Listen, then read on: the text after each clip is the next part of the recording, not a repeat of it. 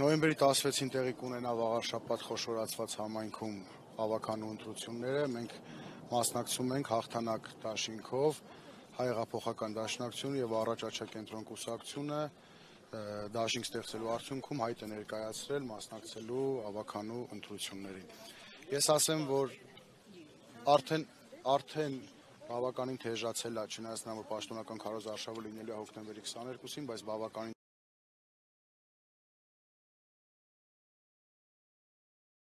խնդիրները գրեթե բոլոր գյուղերում նույնն են։ Գիտենք, դրա մասին նախընտրական ծրագրում ներառելու ենք եւ պաշտոնական քարոզչության ընթացքում հանդիպումներով ներկայացնելու ենք ժողովրդին։ Այո, կարգախոսը լինելու է եկել է ժամանակը։ Եվ անվան հետ կապված է հաղթանակ դաշինք, դուք ասել եք, որ ոչ թե լինելու է Փարաքար 2, ասել եք ոչ թե լինելու է Գյումրի 2, լինելու է Փարաքար 2, այսինքն ձգտում եք հաղթանակի բացարձակ հաղթանակ։ Այո, մենք ձգտում ենք բացարձակ հաղթանակի եւ մենք ունենալու ենք հաջողություն։ Ես նախորդը նշեցի, հիմա էլ եմ նշում, որովհետեւ ինչի համար է դա իշխանական թեզն է Գյումրի 2 չի լինելու, կարծես լոզունգ են սարքել։ Ես ինքս էլ եւ մեր թիմն էլ համոզված ենք, որ իհարկե Գյումրի 2 չի լինելու է Փարաքար 2 ընտրական մասով։ Չնայած Փարաքարում հետևանքները ողբերգական էին, մեր լավ ընկերոջը դաժանաբար կյանքից զրկեցին, Վալոդյան մեր ընկերներ, հայրենասեր, ընկերասեր, շատ լավ անձնավորություն, որի համար բոլորս մեծ ցավ ապրեցինք։ Այստեղ ակնկալում են մարդիկ, որ ընտրությունները հանգիստ անցնեն, որտեղ մտահոգություններ կան, քիչ առաջ ես հարցախուզ էի իրականացնում, վախենում էին, ասում են մենք չգիտենք հիմա եթե հանկարծ ընդդիմությունը պարտվի, ինչ հաղթի, ինչ կլինի։ Հետևանքները չեմ կարծում, թե տենց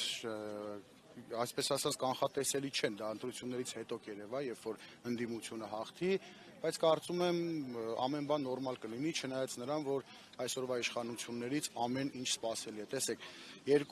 նախորդ երկու ընդդիմադիր համայնքապետեր, ովքեր հաղթեցին ընտրություններում, Վարդան Ղուկասյանը եւ Վալոդյայի մասին խոսեցինք, շատ ուժեղ ճնշումներ է հիմա ես մամուլով տեղեկանում եմ Գյումրու քաղաքապետի վրա, ընդհանուր մինչև մեքենան առանց որևէ հիմքի տանում են Տուգանային հրապարակ,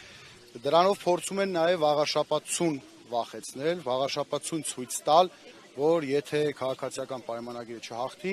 այսպիսի քայլեր կլինեն, ինչ որ լինում է Գյումրիում, ինչ որ լինում է Փարաքարում, բայց մենք այդ ամեն ինչից չենք վախենում, մենք թիմով շատ հաստատակամ գնում ենք առաջ հաղթանակի։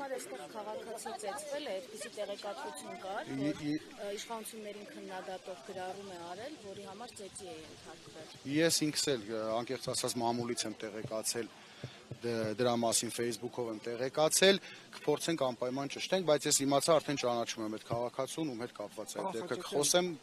մանրամասները հետո կներկայացնեմ։ Տեսեք, որպեսզի ընդդիմությունը հաղթի, շանսերը մեծ լինեն, չէ՞, կարծում որ պետք է նաև միասնական ճակատով հանդես գա, բայց մենք տեսնում ենք, որ մի շարք առանձին ընդդիմադիր հանդես եկող ուժեր առանձին են հայտարարում մասնակցելու մասին, սա չի նվազեցնում ընդդիմության շանսը։ Չեմ կարծում եմ հակառակը առավելություն է լինելու դա, որովհետև ընդդիմադիր ամեն ուժ, ամեն հատված ունի իր ընտրողներին եւ բնականաբար ընտրության արդյունքներից հետո ովքեր իրենց համարելու են ընդդիմադիր, ովքեր ընդդիմադիր դաշտից են հանդես գալու, համագործակցության եզրեր են լինելու, համագործակցության առաջարկներ են լինելու։ Բնականաբար համագործակցություն չի լինելու քաղաքացիական պայմանագիր կուսակցության հետ, մերձ քաղաքացիական պայմանագիր կուսակցության դաշինքներին կամ կուսակցություններին եւ բնականաբար նրանց հետ, ովքեր իրենք պատրաստ են համագործակցելու։ Դուք ասացիք, որ կներես, դուք ասացիք, որ դաշնակցության հետ եք, առաջադրվել միաժամանակ դաշինք կազմել, դաշնակցությունն այս պահին Հայաստան դաշինքի կազմում է, որի առաջնորդը Ռոբերտ Քոչարյանն է։ Կարելի է ֆիքսել, որ Ռոբերտ Քոչարյանը ուղիղ աջակցում է ձեզ։ Չի կարելի այդպես ֆիքսել, բայց բոլորին հայտնի, ես Ռոբերտ Քոչարյանի քաղաքական թիմի անդամ եմ։ Եվ այսպես ասեմ, Ռոբերտ Քոչարյանի իշխանության տարիները եղել են Հայաստանի խաղաղ, արժանապատիվ զարգացման տարիները,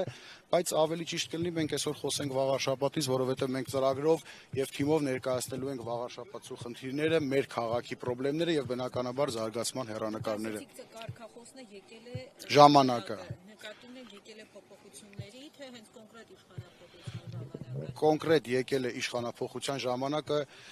եւ կարծում եմ դա սկսելու է հենց Էջմիածնից, որովհետեւ մենք բոլորս քաջ գիտակցում ենք,